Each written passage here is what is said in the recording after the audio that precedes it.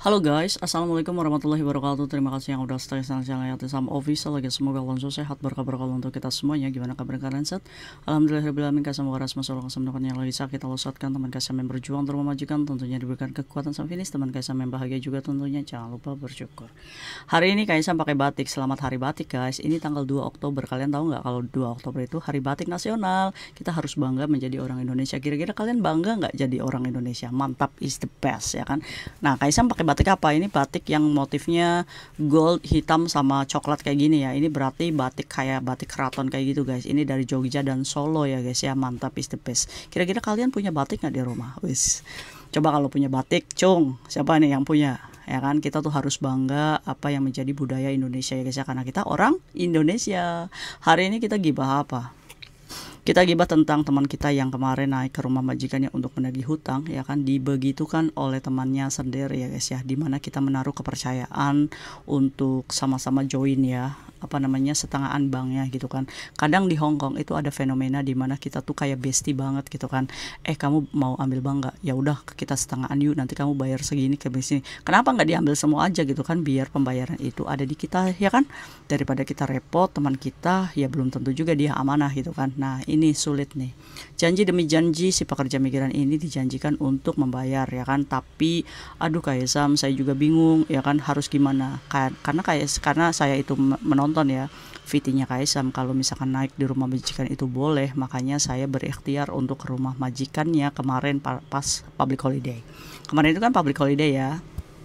Kemarin kalian pada nonton kembang api enggak tuh? Kaisam enggak ya, karena Kaisam takut pengen pipis gitu, nggak bisa pulang ya kan. Akhirnya si pekerja migran ini dengan harapan supaya temannya itu bisa membayar ya guys ya, dimana temannya itu mengaku bahwa saya nggak bisa turun dan saya masih kerja karena saya lembur.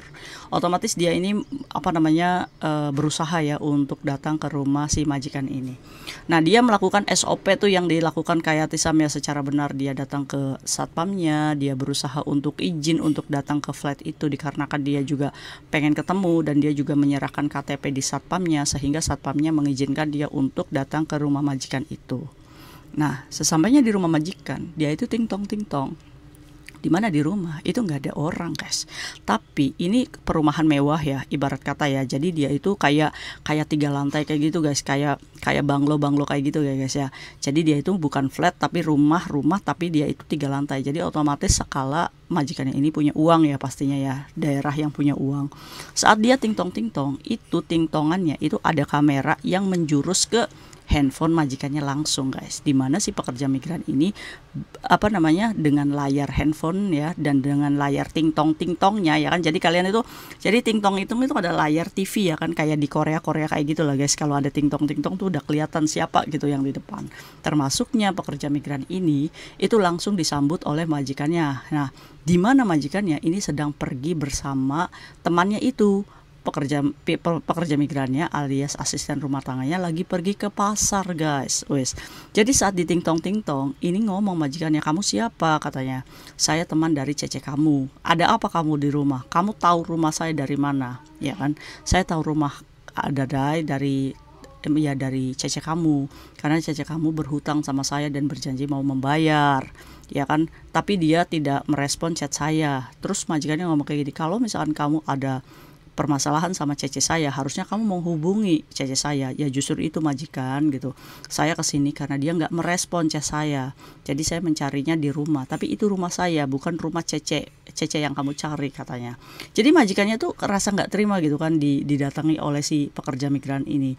Tapi lagi-lagi pekerja migran ini merasa bahwa saya tidak salah kok, saya bertamu juga baik-baik ya kan.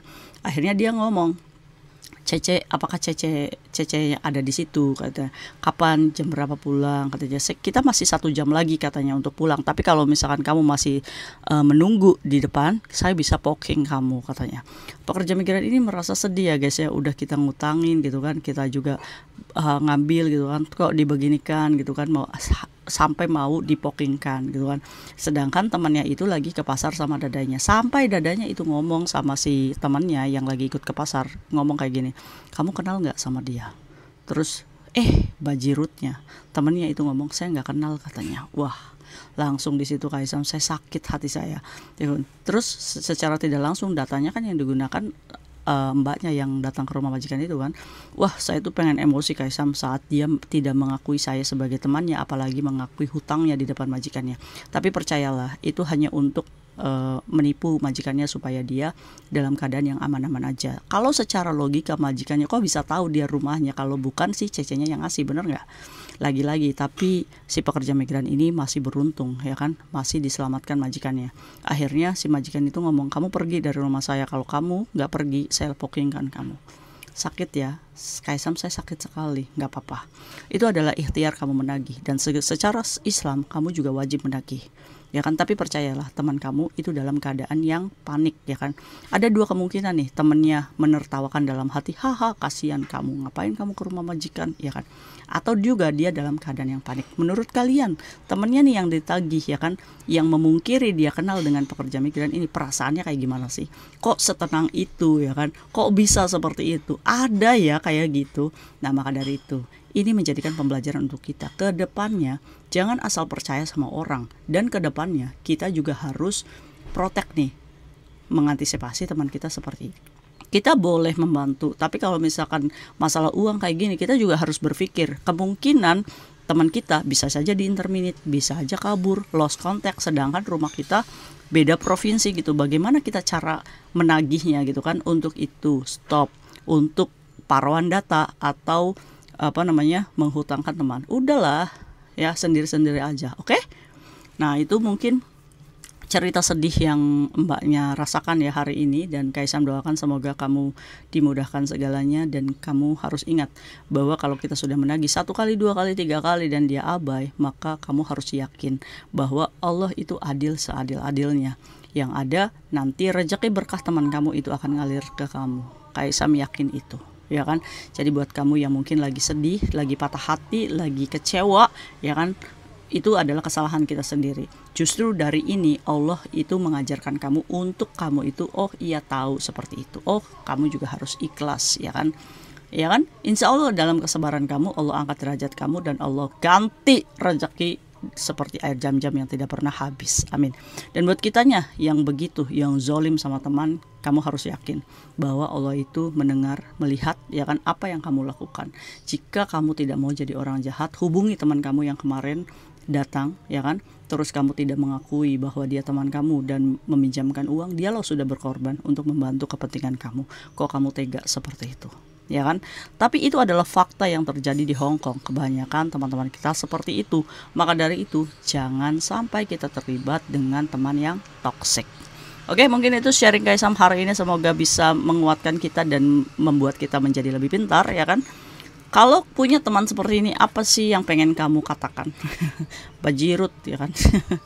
Ya kan, udah pokoknya dari kejadian ini jangan sampai kita ditipu ya. Oke, kita harus lebih pintar, dan kita harus menjadi wanita independent woman, atau kita menjadi wanita mandiri. Kita kerja di Hong Kong ya udah, kita sendiri-sendiri gitu. Kita kerja, kita dapat gaji sendiri ya udah gitu kan. Oke, teman itu hanya sebatas ketemu, shopping, makan-makan, selesai. Bisa nggak sih kayak gitu aja gitu kan? Bisa nggak? Kadang kita ini mencari masalah sendiri, bener nggak sih? See you next video, bye bye. Assalamualaikum warahmatullahi wabarakatuh. Bye.